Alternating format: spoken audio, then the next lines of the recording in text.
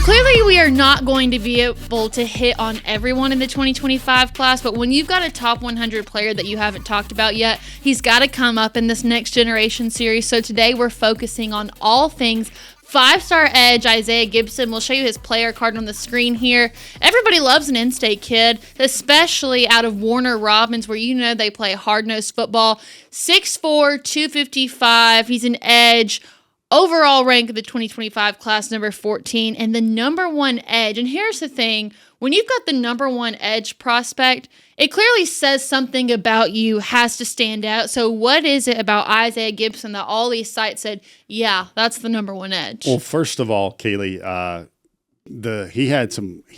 he's a big dude, and actually some of those national sites that report his weight, they're a little behind the times. He's every bit of 270, kind of finished his senior year around 270. And Kaylee, he's just nasty. That's the way I can describe him. Like every time I saw him in a scrimmage or in a game, he was playing almost where he was out of control. Like, and I mean that in a good way. His hair was on fire, great motor. But the other thing there was like a lot of guys were like, he was pursuing the ball carrier. I'll never forget a story. I went to a jamboree scrimmage this past summer, and saw Isaiah Gibson. And the other team, you know, you have your ones in there, right? And the other team's coaches saw Isaiah blow up like 3-4 plays in a row. And they're basically like, when the coach said, all right, that's enough, let's get the twos in there. The other team was clapping because they're like, all right, good job, coach. Let's get those twos in there so we can actually try to run a play. Like he was that dynamic. He was just so unblockable right there. And of course, he's a 5-star. Yes, he was once committed to USC. Let's all tip our cap to that annual rite of spring when a guy that was committed to USC from the state of Georgia. That recruitment wilts in the heat of May, not just June or July. But Warner Robins guy, he's been a guy that's played a lot. I love the story we're going to get into a little bit about his mother, Candace Gibson, who is a captain in the Army. That mother does not play. She was a Division I dynamic basketball player in her own right there. And, you know, Isaiah's a guy that I think he might eventually kick inside, just be an ideal 5-tech rather than be that edge pass rusher playing out there in space a lot with his hand off the ground. You mentioned the recruiting process because it was not easy for the Dawgs, but in the end, they ended up getting him. So what was it about Georgia that made Isaiah Gibson flip? So he wants to be, I'm going to stress this word, development. And Kaylee, there were reports out there, which I kind of do take stock in, that somebody came late at Isaiah Gibson with a big number, and Isaiah Gibson didn't flinch on that. The thing to remember about Isaiah is he was always looking for development. His mother, Candace, told me a story. I believe they're in a golf cart at USC. They're watching USC practice, and they'd been to see Georgia practice a lot. And Mom actually said, Isaiah, watch them. Look how they practice. They don't go hard.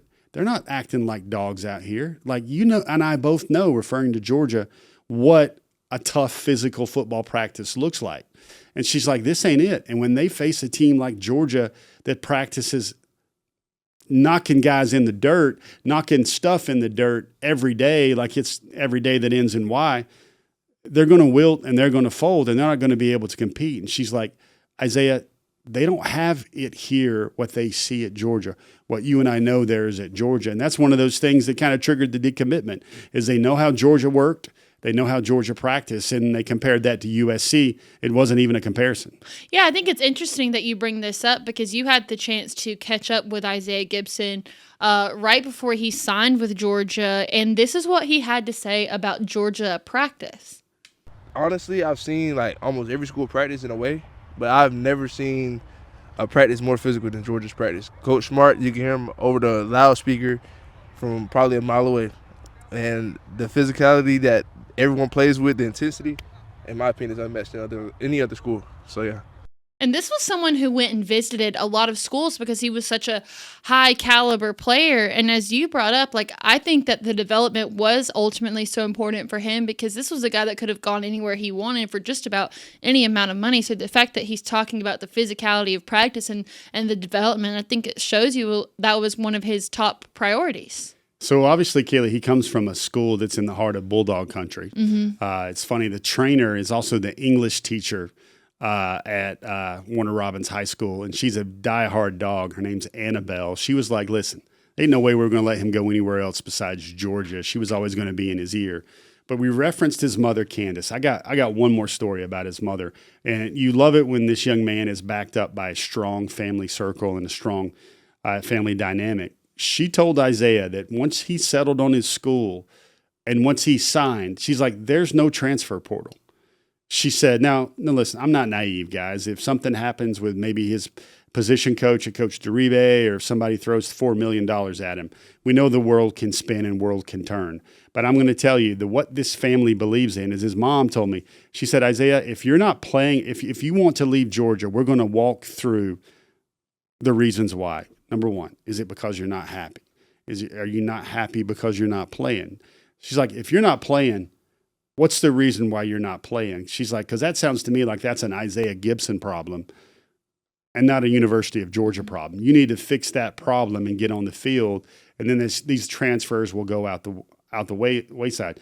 And again, she says that not only as a very articulate, a very tough mother, but also, she serves our nation. She serves our country. So when they use the word commitment, they don't throw that thing around like, shuttlecocks in badminton or something like that.